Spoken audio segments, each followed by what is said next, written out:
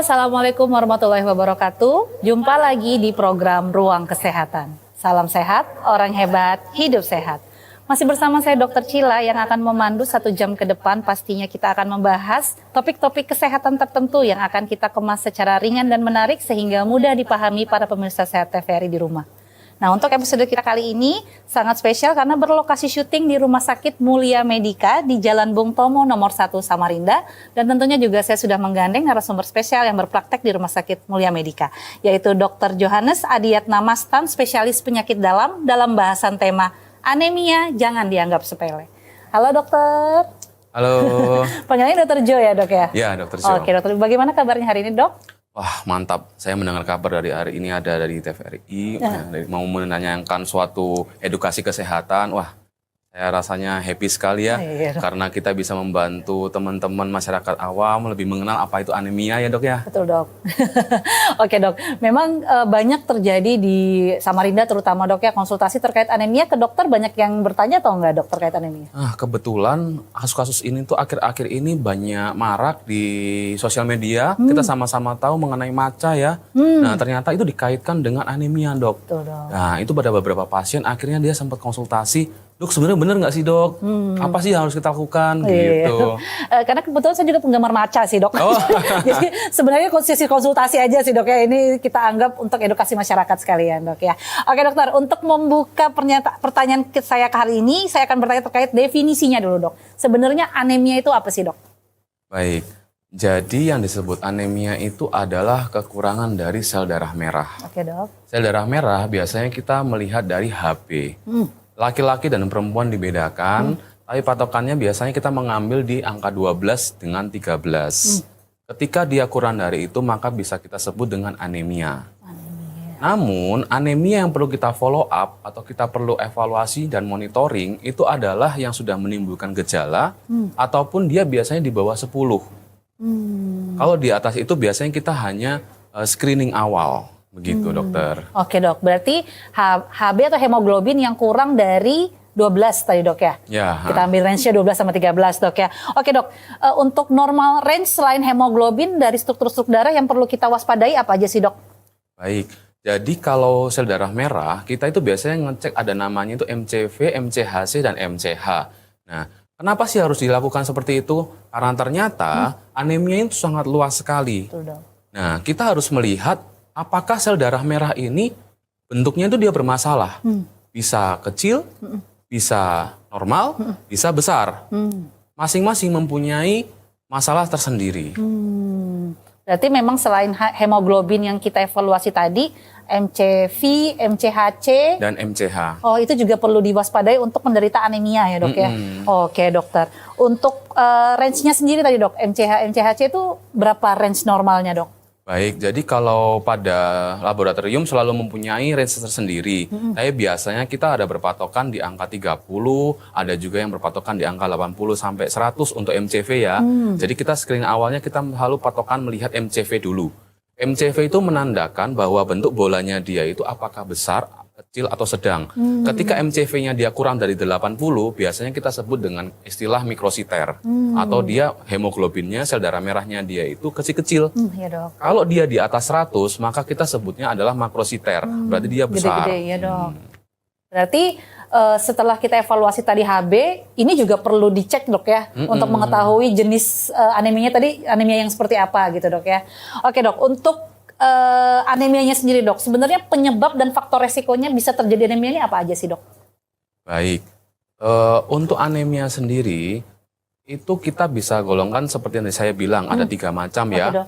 Mikrositer, normositer, ataupun yang makrositer yang dia besar. Nah, biasanya kalau yang dia besar itu karena kekurangan folat atau vitamin B12. Oke, dok. Nah, kalau dia kecil, ini yang ada 2 kemungkinan yang paling sering di Indonesia, yaitu anemia defisiensi besi atau gangguan talasemia. Oke. Kalau dia normositer, biasanya karena perdarahan kronik atau ada penyakit kronik.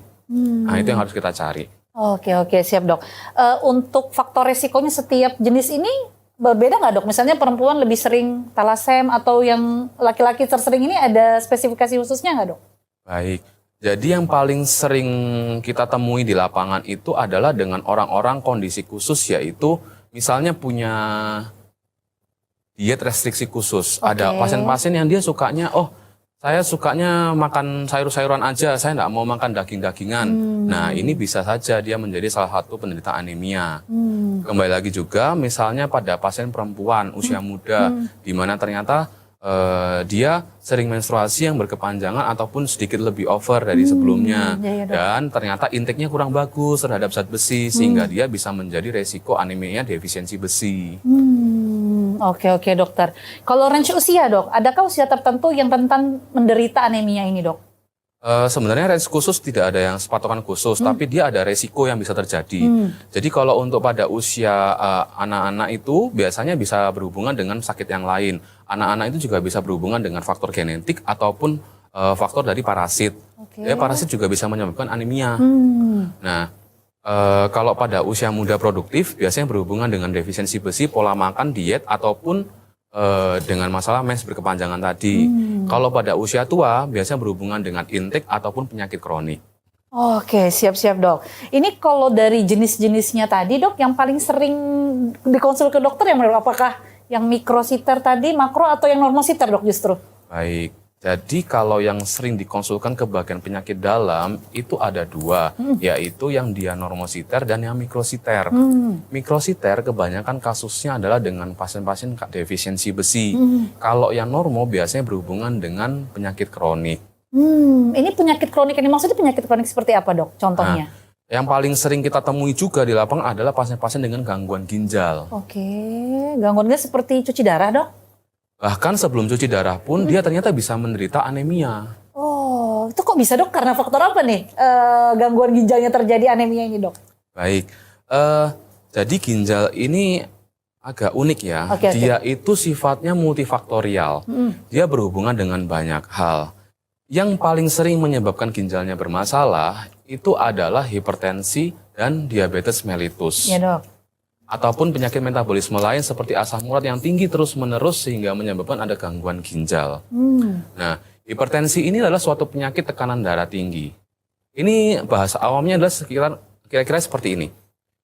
Fungsi dari ginjal itu adalah memfilter suatu toksin-toksin yang kita nggak butuhkan, kita mau buang dari dalam tubuh. Ketika tekanan darahnya berlebihan, pompanya berlebihan, otomatis si filter ini kan ada namanya tekanan intraglomerular atau tekanan dalam ginjal yang seharusnya tidak boleh terlalu tinggi. Ketika dia tekanannya terlalu tinggi karena hipertensi misalnya, otomatis filter yang ada pada ginjal ini dia gampang rusak. Nah, ketika dia tidak dibetulkan, tekanan darah yang tidak dikontrol, tidak mau diet yang baik, nah akhirnya lama-kelamaan filternya rusak menyebabkan jadi gagal ginjal. Nah, lalu yang kedua adalah penyakit diabetes mellitus. Diabetes mellitus ini adalah penyakit gula yang tidak terkontrol menyebabkan vaskularisasi atau pembuluh darah ke seluruh jaringan tubuh itu menjadi buruk. Sedangkan di ginjal kita itu banyak ada pembuluh darah. Ketika pembuluh darahnya dia mulai ada rusak, terganggu karena metabolisme gula yang berlebihan, terjadi peradangan di sana, akhirnya bisa menyebabkan terjadi gangguan ginjal kronik. Oke, siap dok. Ternyata ada juga ya penyakit-penyakit yang menyebabkan anemia ini sering terjadi. Contohnya tadi hipertensi dan DM, diabetes dok ya. mellitus. Oke dok. Sebenarnya dok, kalau kita telusuri lebih dalam lagi, proses pembuatan sel darah merah itu seperti apa sih dok? Proses awamnya gitu. Jadi orang kan bisa tahu apakah produksinya yang bermasalah ataukah metabolismenya atau terlalu banyak proses penghancuran yang menyebabkan anemia ini terjadi, dok. Ya, benar sekali dok. Jadi selain masalah produksi ternyata juga bisa masalah penghancuran. Jadi si anemia ini itu memang banyak ya tempatnya di mana dia bisa bocornya atau rusaknya. Awalnya dia itu dibentuk sama di dalam tulang pipih kita. Nah, dia juga berhubungan dengan ada namanya eritropoietin atau suatu zat yang diproduksi oleh ginjal. Oleh karena itu kenapa kalau ginjalnya rusak bermasalah bisa terjadi anemia. Eritropoietin ini membantu untuk merangsang pembentukan sel darah merah di sumsum tulang kita. Nah, kalau dia ternyata kurang, otomatis yang menstimulasi pabriknya kita ini, pabriknya itu kan di sumsum tulang. Iya, dok. Ketika tidak ada yang menstimulasi, otomatis dia tidak bisa membentuk. Kalau pabriknya bagus tapi bahan bakunya tidak ada, juga sama, tidak bisa dibentuk. Bahan bakunya dari apa? Dari zat besi tadi salah satu contohnya. Siap-siap, dok. Hal ini yang tadi bisa menyebabkan anemia terjadi, dok ya. Termasuk proses penghancuran tadi, adakah penyakit-penyakit tertentu yang menyebabkan regulasi ini menjadi kacau gitu, dok? Baik. Jadi penghancuran juga bisa bermasalah. Penghancuran sel darah merah itu ada yang dia sebelum dan intra di organnya ataupun setelahnya. Biasanya kita bisa temukan di lapangan yang paling sering juga itu adalah anemia hemolitik ataupun karena kasus-kasus hypersplenism, di mana limpanya itu kita itu ternyata membantu untuk merusak sel darah merah. Sebenarnya tujuannya adalah baik supaya meregenerasi sel darah merah. Sel darah merah itu umurnya 120 hari. Jadi setiap 3 bulan dia akan memang dihancurkan untuk diganti menjadi yang lebih baik, yang baru.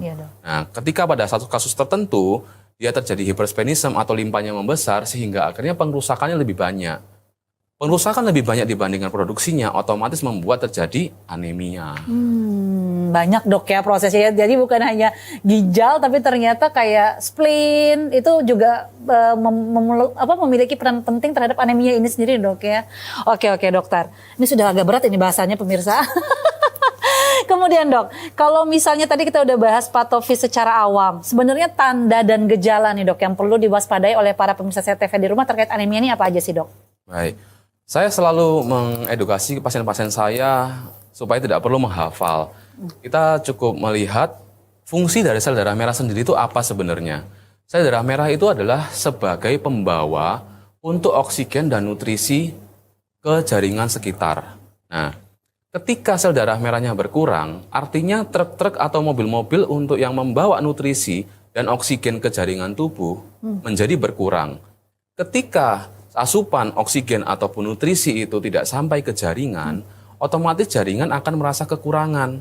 Jaringan bisa merasa sesak atau jaringan merasa lemah karena tidak bisa mendapatkan oksigen ataupun asupan nutrisi.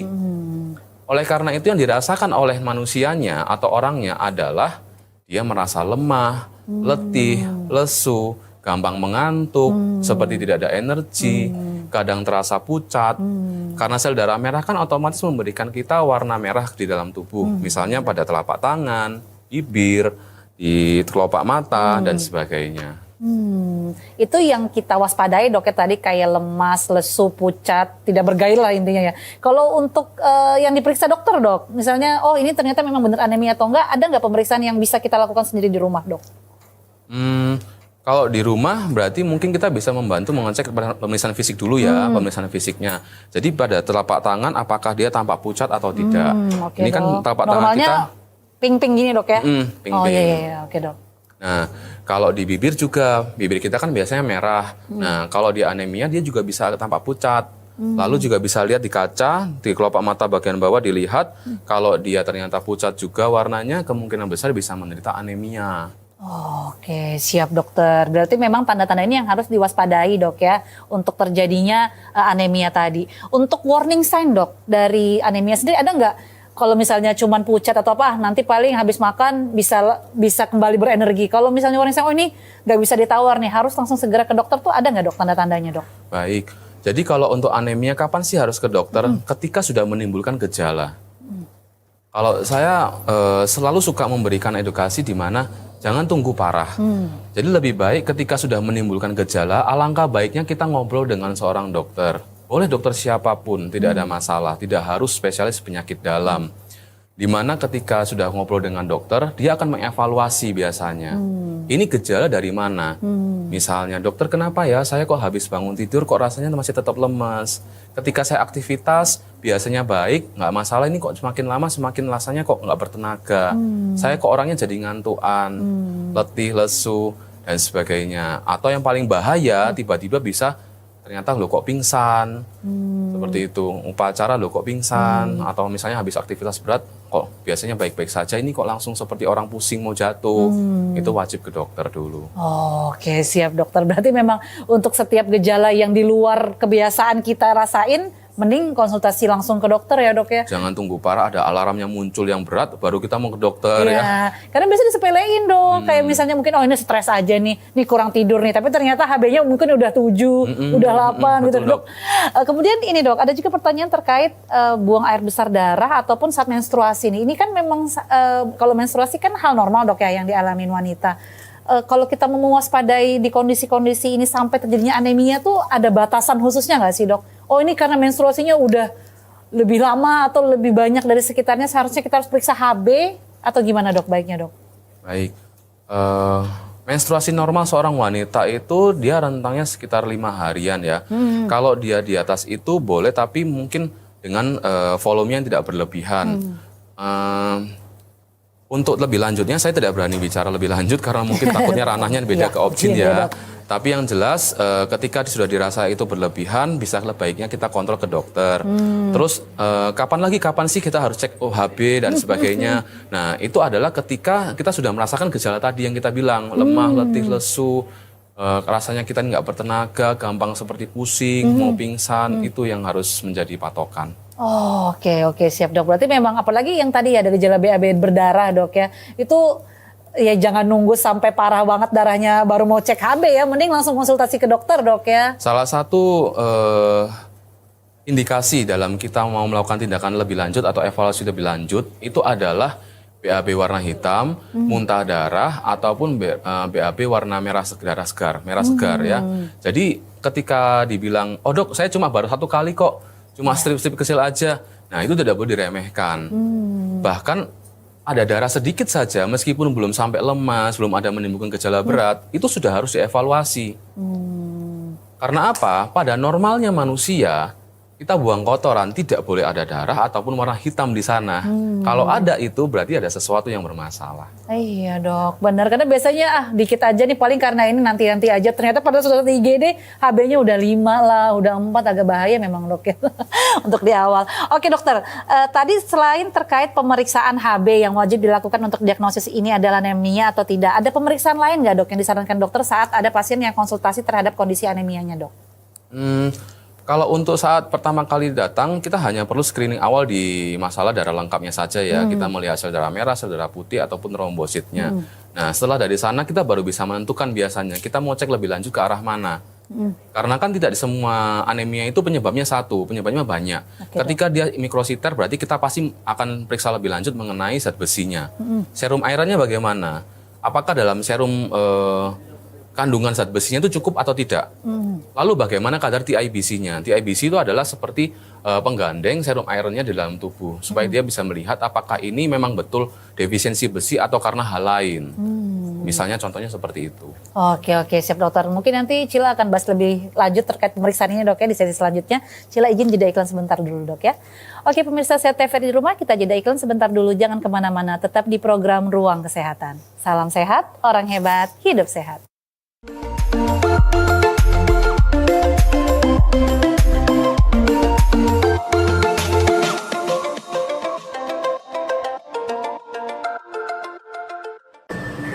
Di rumah ini tidak ada yang merokok sekarang. Tapi asapnya masih tertinggal. Rokok tidak hanya berhenti di tanganmu, tapi terus tinggal di udara, dinding, hingga nafas anakmu.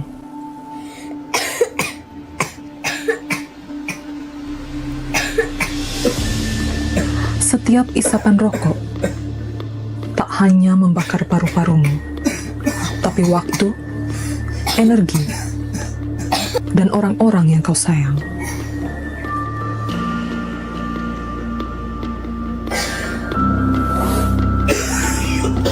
Tak perlu melihat asap untuk tahu bahayanya. Karena yang tak terlihat seringkali paling mematikan.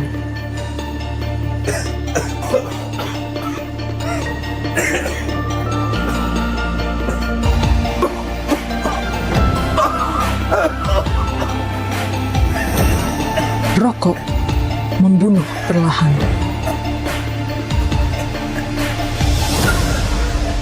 Hentikan sebelum menghilang.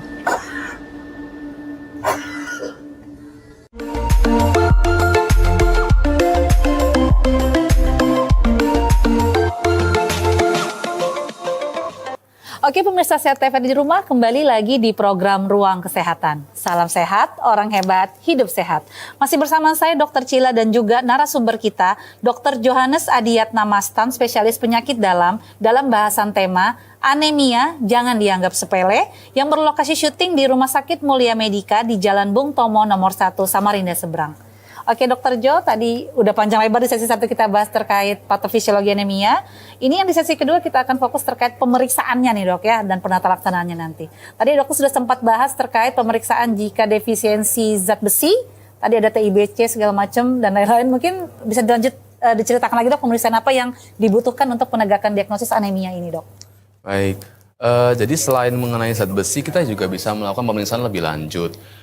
Misalnya pada kasus-kasus dia ditemukan, oh ini kita ada curigaan ke arah masalah genetik. Misalnya kita mencurigai ke arah talasemia. Nah ini juga bisa kita lakukan namanya pemeriksaan hapusan darah tepi.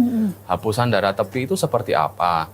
Itu adalah kita mengambil darah dalam tubuh kita, lalu kita ambil dalam spuit atau jarum, lalu kita masukkan dalam seperti kaca, objek gelas. Kita lihat di sana, kita lakukan pengecatan, smear, dan sebagainya. Lalu kita bisa lihat di bawah mikroskop. Di bawah mikroskop ini kita bisa melihat bentuk atau macam-macam dari sel darah merah seperti apa. Selain sel darah merah sendiri, kita juga bisa melihat sel darah putih ataupun trombosit. Apakah memang ada berhubungan dengan gangguannya dengan sel darah merahnya atau tidak. Nah, selain itu kita juga bisa melihat apakah bentuk sel darah merahnya kita ini memang dia bagus, bulat, sempurna, atau malah dia ada berbentuk lain, entah dia seperti bulan sabit, atau dia seperti bukan yang seperti donat, dia malah seperti yang bola, ataukah ada kelainan bentuk yang lain, sehingga kita bisa mengetahui apakah anemia ini memang betul-betul karena defisiensi besi atau karena ada faktor genetik atau masalah morfologi dari sel darah merahnya. Oke dokter, berarti memang ada penyakit-penyakit genetik terkait anemia tadi dok ya, selain talasim genetik ya dok ya? Iya. Ada penyakit darah lain yang terkait khusus ke hemoglobin, gangguan hemoglobin ini dok? Ada, dan itu banyak sekali. Nah, saya rasa saya agak sulit ya ketika saya mau membahas masalah genetik di sini. Bahasannya mungkin agak berat, tapi yang jelas untuk pemirsa yang harus tahu, jadi ketika ada permasalahan anemia ataupun sudah dirasakan gejala-gejala anemia muncul, sebaiknya konsultasikan ke dokter. Jangan menunggu ada gejala beratnya baru kita mau konsultasi ke dokter ya. Oke dok, siap dok. Berarti tadi memang yang paling sering dikonsultasikan ke dokter penyakit dalam itu terkait zat besi tadi dok ya, yang defisiensi zat besi. Kalau untuk yang defisiensi asam folat itu gimana dok? Beda treatment atau sama pemeriksaannya dok? Nah, jadi kalau kita sudah melihat dari sel darah merahnya, darah rutinnya kita lihat, HB-nya, kita lihat MCV, MCH-nya. Nah, ternyata dia mengarah ke yang makrositer atau yang ke arah sel darah merah yang besar-besar. Nah, kita harus curiga jangan-jangan ini pasien ada defisiensi asam folat ataupun vitamin B12. Ini rentan terjadi pada pasien-pasien yang dia sukanya vegetarian biasanya. Dia hanya suka makan makanan sayur. Nah, kita ini kan lagi kadang terbawa sama sosmed-sosmed. Iya, Dok, ya, Dok. Nah, kita suka FOMO. Iya, artinya, betul. oh ini ada nih influencer yang bilang katanya daging merah itu nggak bagus. Iya. Ada kita itu harusnya makannya itu yang justru sayur-sayuran dan Iya, buah-buahan iya, saja. Dok, iya, Tidak Dok. perlu kita makan protein Iya, yang Dok. hewani dan sebagainya. Akhirnya dia terkena defisiensi tadi asam folat ataupun vitamin B12. Nah, jadi bagaimana solusinya atau bagaimana cara kita Iya, iya, ngeceknya? Ya, yang pertama kita bisa cek kan memang kadar asam folat ataupun kadar vitamin B12 dalam tubuh kita. Apakah dia memang dalam rentang normal atau dalam rentang defisiensi?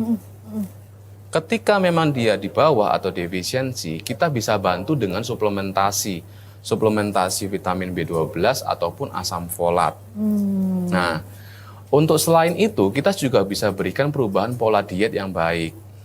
Kita bisa ubah misalnya, kita selipkan protein hewani selain dari sayur-sayuran saja.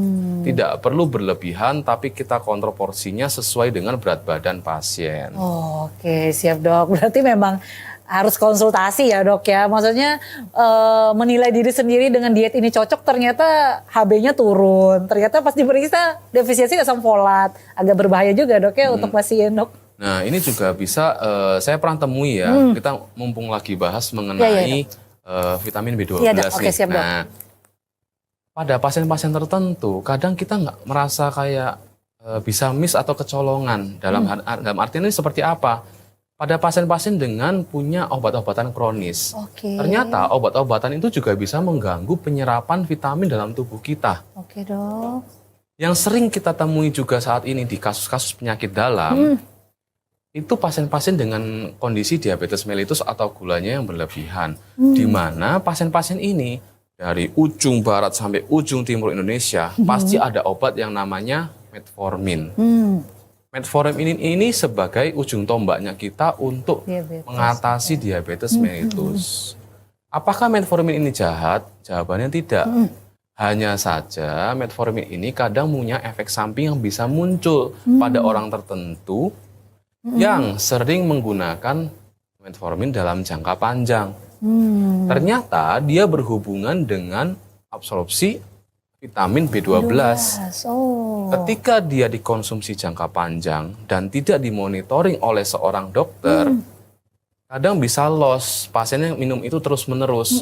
Kadang orang diabetes mellitus ini mempunyai kecenderungan minum obatnya itu bertahun-tahun. Betul, seumur Dia- hidup bahkan Dok ya. Ada yang bilang bahkan sampai seumur hidup. Betul Dok. Di mana dia sudah mendapatkan buku kronis dari BPJS, dia sudah kadang malas kontrol. Betul. Dia hanya maunya, dokter sudahlah saya baik-baik saja kok. Saya merasa tubuh saya enak dengan ini nggak masalah.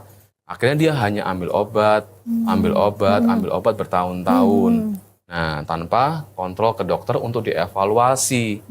Ini bisa menyebabkan defisiensi vitamin B12 sehingga kadang muncul anemia pada pasien-pasien dengan kondisi seperti ini. Wah, baru tahu nih Dok ya, ternyata salah satu efek metformin tadi defisiensi B12 Dok ya. Mungkin ada obat lain Dok yang bisa menyebabkan defisiensi dari asam folat, mungkin Fe mungkin? Sebenarnya banyak ya, cuma yang lebih baik kita highlight ya, yang kita harus waspadai. Yang pertama tadi obat-obatan kronis yang diminum setiap hari dalam jangka waktu panjang. Iya Dok. Apapun itu, alangkah baiknya dikonsultasikan ke dokter. Nah, bisa obat diabetes, bisa juga obat MAH. Obat MAH sendiri ini itu juga bisa mengganggu penyerapan dalam lambung.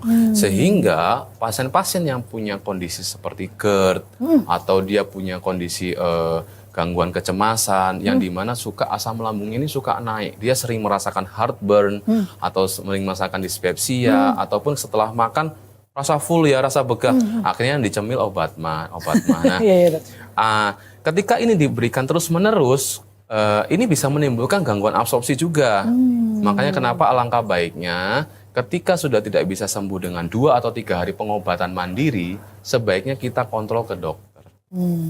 Oke, siap dokter Jo. Wah, ini nih bahaya nih bagi penderita MAH nih, banyak dok yang sering cemilin obat dok. Saya tahu nih. Oke dokter. Terkait tadi pemeriksaan udah panjang lebar dokter Jo bahas. Sekarang untuk penata laksanaannya dok, apakah selalu anemia seperti ini langsung transfusi darah atau gimana dok?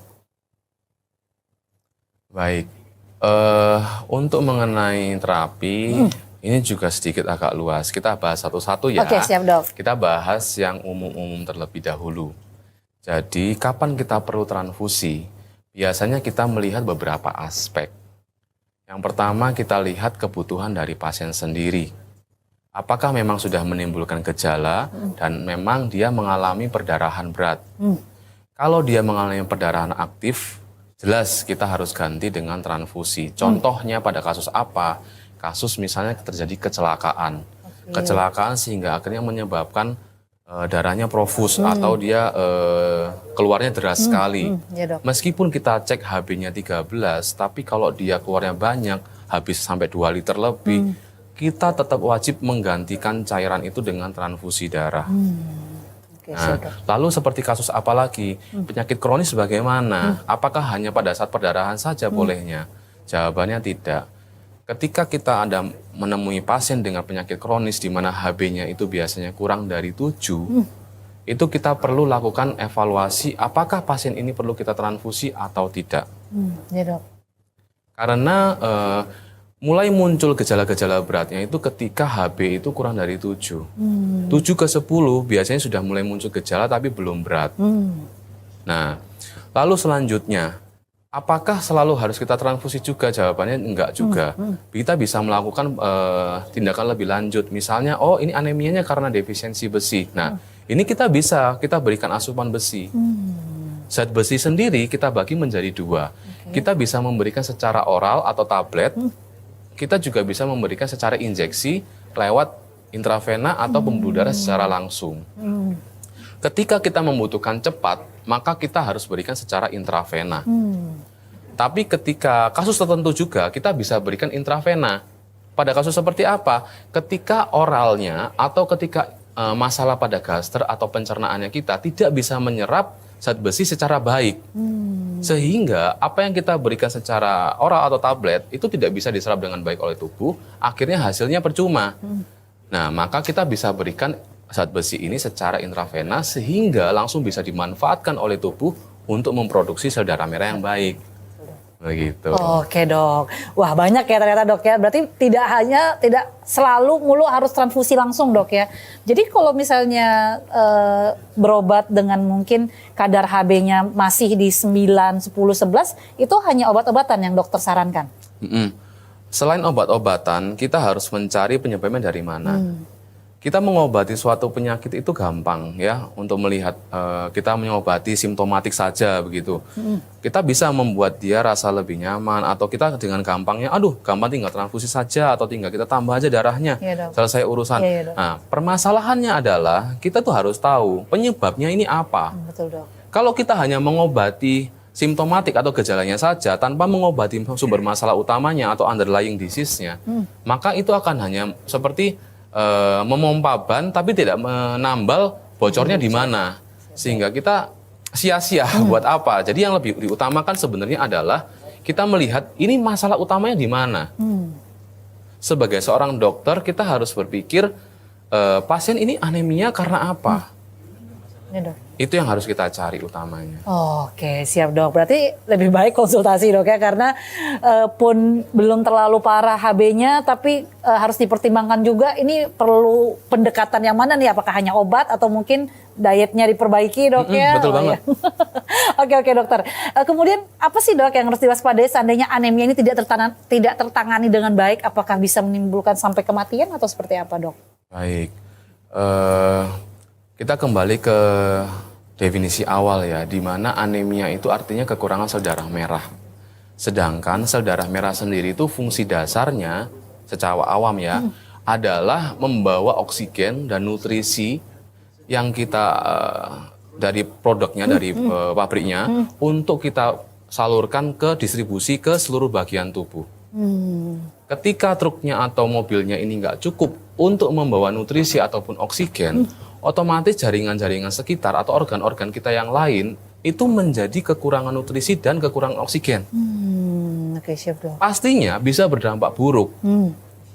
Misalnya apa? Paling gampang ketika terjadi adanya kekurangan oksigen ataupun nutrisi dalam jantung, otot jantung, dia bisa terjadi seperti serangan jantung.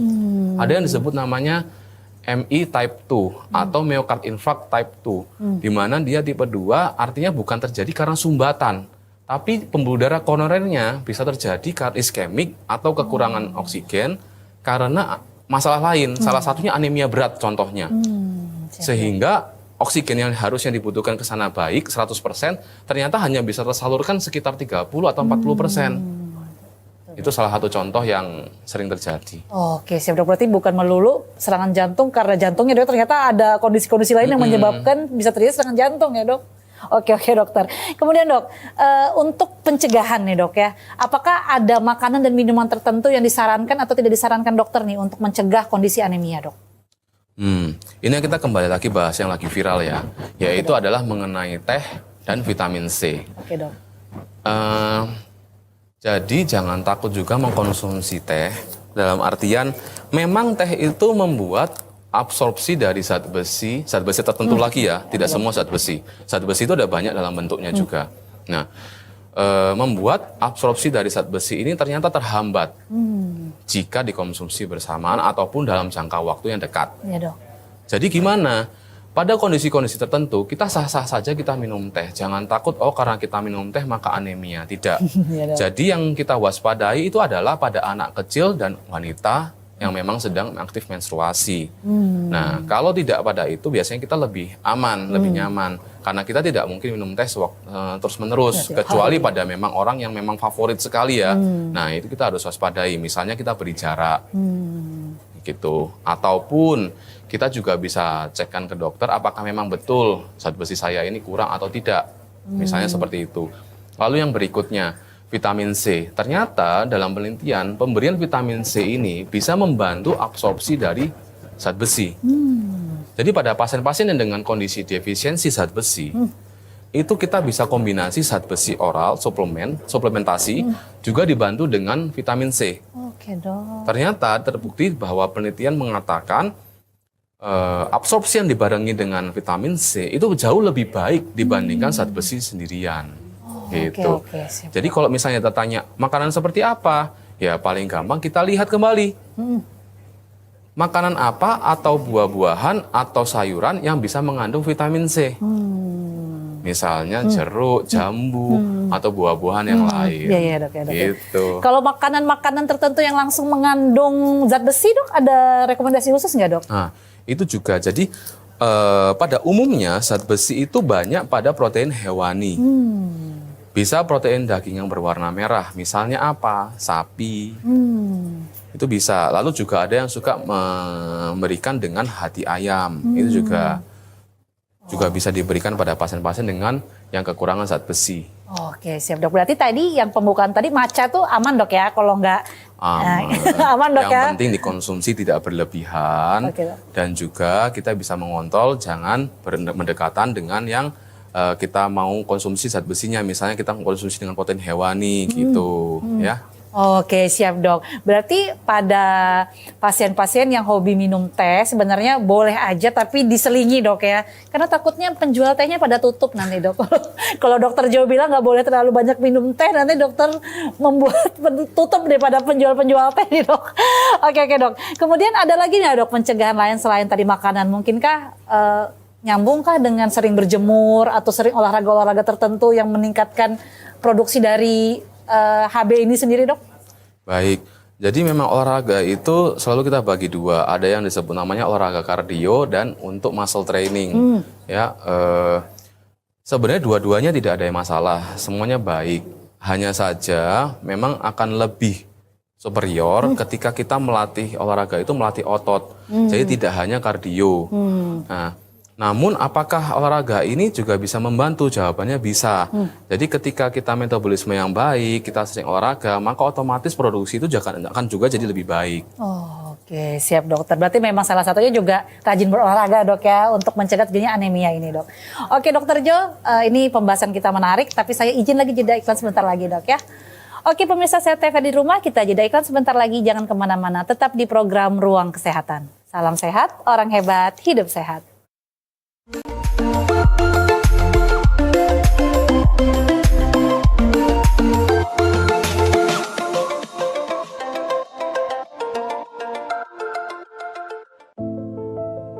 Kami lahir dari latar yang berbeda. Berbeda keyakinan, berbeda budaya. Tapi kami tumbuh di tanah yang sama, Indonesia. Kami berdoa dengan cara yang tak serupa, tapi semua menuju cahaya kebaikan dan kedamaian. Tak perlu seragam untuk bisa hidup selaras. Kami saling membantu saat bencana datang.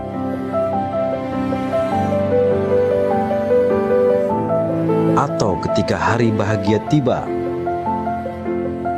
Karena rasa peduli tak bertanya agama. Toleransi bukan hanya menerima,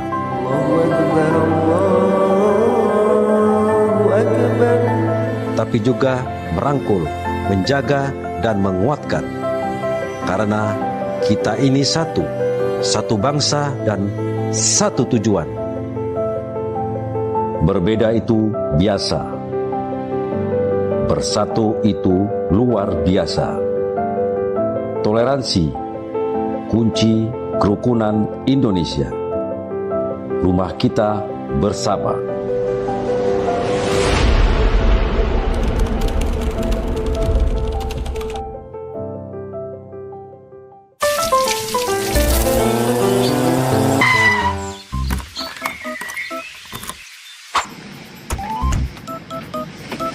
Hai Apsa.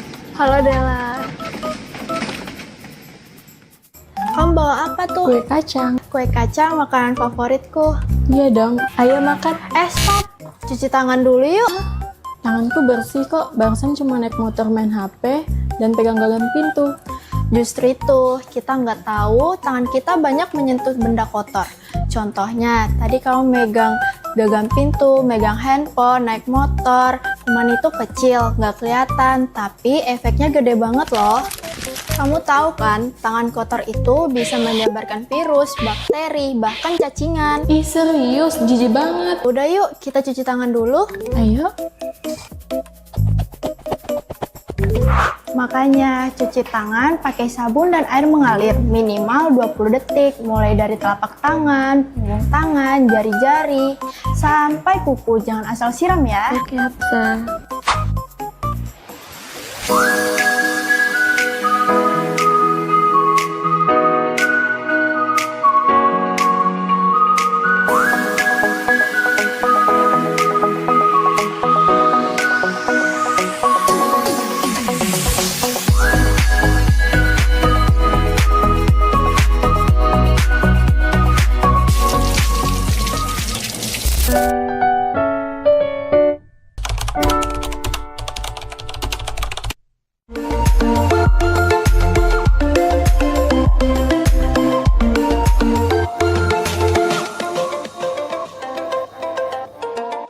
Oke pemirsa Sehat TV di rumah, kembali lagi di program Ruang Kesehatan. Salam sehat, orang hebat, hidup sehat. Masih bersama saya Dr. Cila dan juga narasumber kita Dr. Johannes Adiyatna Mastan, spesialis penyakit dalam bahasan tema anemia jangan dianggap sepele dengan lokasi syuting di Rumah Sakit Mulia Medika, Jalan Bung Tomo nomor 1 Samarinda Seberang. Oke Dokter Jo, ini sudah sampai ke sesi ketiga dok. Di sesi ketiga ini kita akan membahas terkait klarifikasi dok. Saya minta klarifikasi Dokter Jo terkait pernyataan-pernyataan yang sudah saya kumpulkan dok. Baik dari netizen maupun dari orang-orang di sekitar saya dok. Oke dok, nanti kita akan bahas di sesi mitos atau fakta.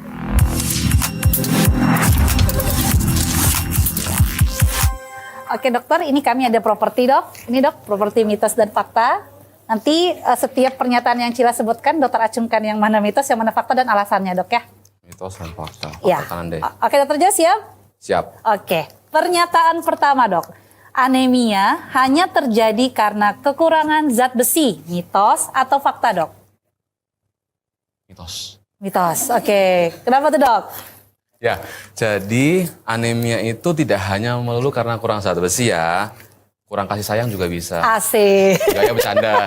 Jadi gini, kita harus melihat anemia itu karena apa. Jadi bisa aja dia karena memang zat besinya kurang atau bahkan kurang tadi defisiensi folat atau vitamin B12 dan juga bisa karena hal-hal yang lain. Misalnya karena penyakit autoimun atau penyakit karena Anda penyakit kronik dan sebagainya. Tidak melulu zat besi yang kurang ya. Oke, siap dokter Jo. Berarti mitos, dok ya.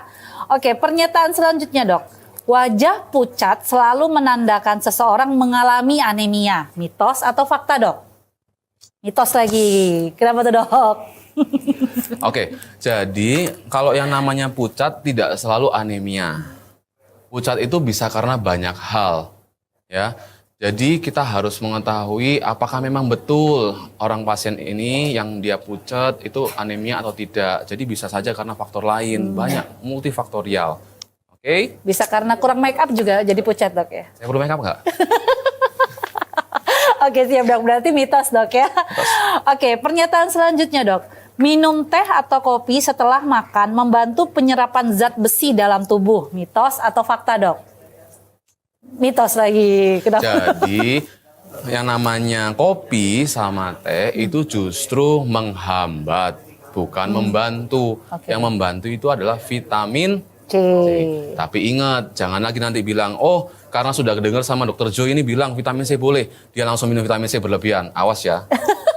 Nah, jadi kalau sudah tahu memang vitamin C membantu, tetap ingat dalam rentang normal sesuai dengan kebutuhan seharianmu. Ya, kecuali atas dari indikasi dokter yang meresepkan untuk merawat kamu memang dengan tujuan ini ada kondisi indikasi khusus. Oke, Ya. siap, dok. Oke, dokter. Pernyataan selanjutnya, dok. Anemia hanya dialami oleh perempuan saat menstruasi. Mitos atau fakta, dok? Mitos lagi. Mitos lagi ya. Kenapa tuh, dok? Jadi yang disebut anemia itu kan karena kurang darah. Kurang darah faktornya banyak. Salah satunya karena menstruasi yang berkepanjangan. Jadi bukan melulu karena menstruasi saja. Oke, dok. Siap, dokter. Pernyataan selanjutnya, dok. Sering merasa lemas dan cepat lelah bisa jadi tanda awal anemia. Mitos atau fakta, dok? Fakta. Oke, kenapa tuh, dok? Jadi seperti Didi bilang ya, kita sudah bahas panjang, kali lebar, kali tinggi dan sebagainya. Nah, yang disebut anemia itu adalah kekurangan sel darah merah.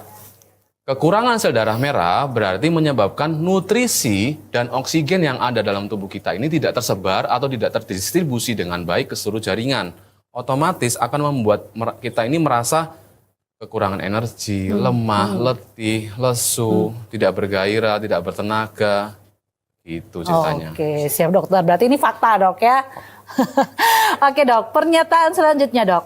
Makan bayam saja sudah cukup untuk cegah dan obati anemia. Mitos atau fakta, dok?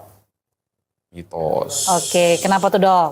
Jadi kita itu perlu melihat kandungan zat besi pada bahan-bahan makanan semuanya ya tertentu. Tidak ada yang pernah menyarankan diet khusus ini, diet khusus itu adalah yang paling baik. Yang paling baik adalah pola makan yang bervariasi, yang sehat. Jadi kita memang harus mencukupi kebutuhan protein, kebutuhan karbohidrat, lemak, dan makro atau mikronutrien yang lain, misalnya vitamin, zat besi, dan sebagainya. Di mana kita bisa mendapatkan itu dari protein hewani, protein nabati, serat, dan sebagainya. Iya, dokter. Karena memang bayam ini famous, dok. Kalau dikit-dikit anemia, konsumsi bayam deh. Bayam merah, bayam hijau, akhirnya makan bayam aja terus, dok, seharian, dok. Salah ternyata, dok ya. Oke, siap, dokter. Pernyataan selanjutnya, dok. Anemia yang dibiarkan saja bisa berdampak pada kerja jantung dan organ yang lain. Mitos atau fakta, dok? Tentu fakta. Ya, karena tadi adalah sudah kita sebut bahwa fungsinya darah untuk menyalurkan nutrisi dan oksigen. Ketika itu kekurangan, salah satunya organ jantung misalnya, organ jantung fungsinya memompa darah ke seluruh tubuh, ya. Ketika dia kekurangan oksigen ataupun nutrisi, menyebabkan jantung ini melemah. Jadi bisa berdampak pada jantung dan seluruh bagian tubuh. Karena fungsinya tadi holistik dok ya, dia menyebar darah-darah itu ke seluruh organ. Otomatis kalau bermasalah di pengangkutnya ya organnya juga akan berdampak ya dok ya. Oke dok. Pernyataan selanjutnya dok. Penderita anemia harus selalu minum suplemen zat besi setiap hari. Mitos atau fakta dok? Mitos. Oke dok.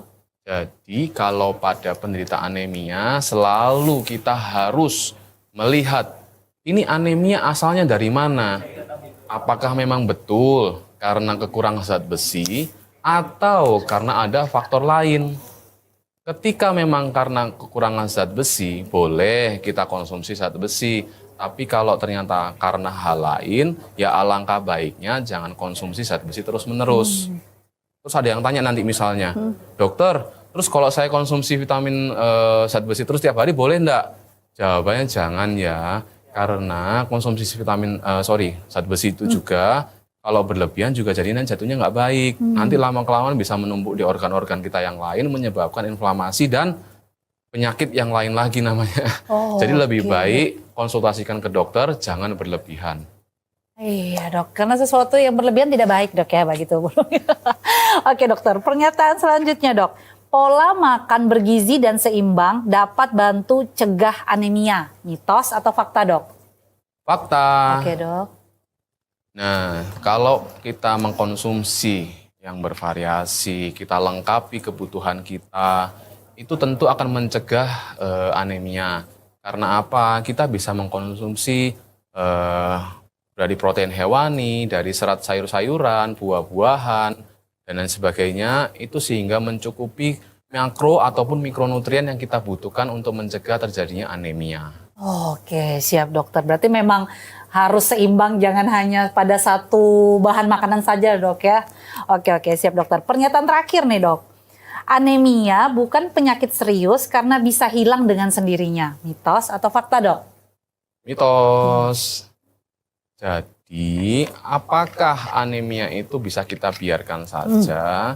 Jawabannya jangan ya, Dek ya.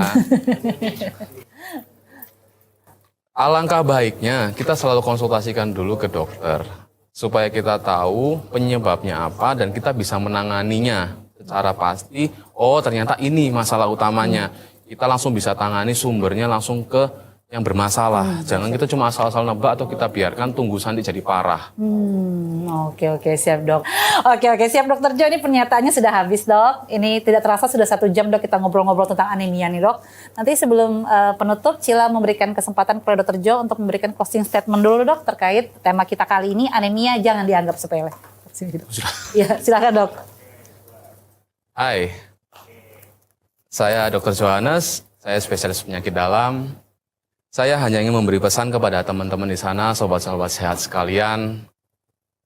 Anemia itu tampak ringan, tapi alangkah baiknya ketika kalian sudah mengalami gejala lemah, letih, lesu, rasa badan ini rasa tidak nyaman, sering capek, gampang mengantuk padahal istirahat cukup. Sebaiknya jangan diremehkan. Konsultasikanlah ke dokter sebelum semuanya terlambat.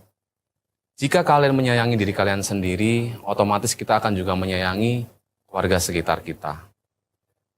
Oke, siap dok. Ini bermakna sekali nih dok, pesan penutupnya dok ya. Oke, dokter Jo, kalau ada pemirsa sehat TVRI yang ingin berkonsultasi ke dokter Jo terkait anemia atau mungkin kondisi lain dok, dokter praktek di rumah sakit kapan aja dok? Baik, saya berpraktek di Rumah Sakit Mulia Medika setiap hari, Senin hingga Minggu. Jadi untuk kalian siapa saja jangan ragu-ragu hubungi kami di sini. Kami di sini siap membantu warga sekitar ataupun yang dari jauh yang mau berobat ke Rumah Sakit Mulia Medika. Kita sebutnya bukan rumah sakit ya. Kita sebutnya Rumah Sehat Mulia Medika. Karena apa? Kita berharap di sini semua yang masuk ke sini semuanya jadi sehat.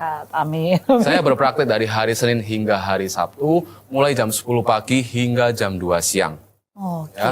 Untuk hari Minggu saya bisa sampai malam, tapi alangkah baiknya dengan janji. Oke, siap dokter. Sekali lagi terima kasih dok atas kesempatannya dok. Terima kasih dokter Jo, sehat-sehat ya dok ya. Oke, pemirsa sehat TVRI di rumah, tidak terasa kita sudah di penghujung acara. Jangan lupa saksikan terus program Ruang Kesehatan di channel TV kebanggaan kita TVRI Kalimantan Timur. Sampai jumpa di episode selanjutnya. Salam sehat, orang hebat, hidup sehat. Assalamualaikum warahmatullahi wabarakatuh.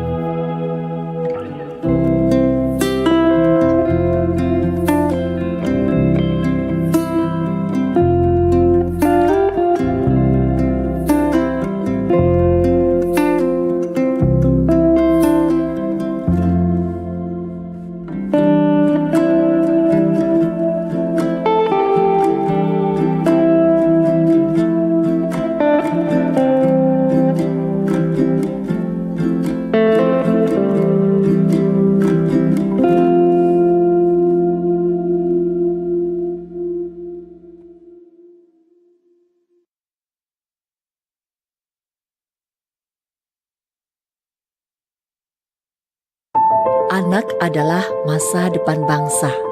Setiap detik pertumbuhannya sangat berharga. Namun, tahukah Anda, stunting atau gagal tumbuh menjadi masalah besar yang dapat menghambat potensi anak bangsa. Sebagai ibu hamil,